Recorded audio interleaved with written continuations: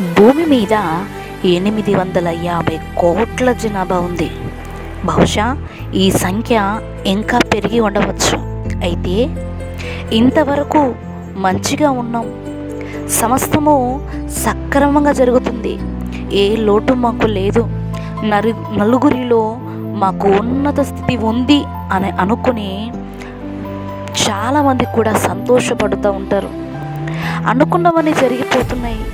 ఆరోగ్యం విషయంలో, తినే వాటి విషయంలో, కట్టుకునే వాటి విషయంలో సమస్తము మాకు అలా జరిగిపోతుంది అని అనుకునే లోపే కుటుంబాలన్నీ రోడ్డున పడుతూ ఉంటాయి.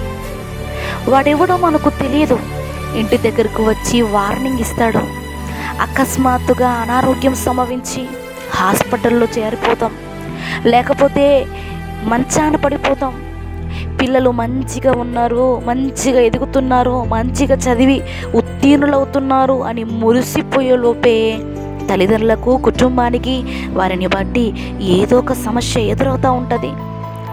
ఇంతకు మనిషి పతనానికి, మనిషి దిగజారిపోవడానికి గల కారణాలు ఏంటి అని ఒక మనిషిగా మనం ఆలోచిస్తే, మంచిగా ఉన్నాడరా, ఈ లోపు ఇలా జరిగిపోయింది ఏంట్రా, ఇంతవరకు నాతో మాట్లాడారా, అప్పుడే చనిపోయిండా, అప్పుడే గతించిపోయిండా అని మాట్లాడుకుంటూ ఉంటాం మనం.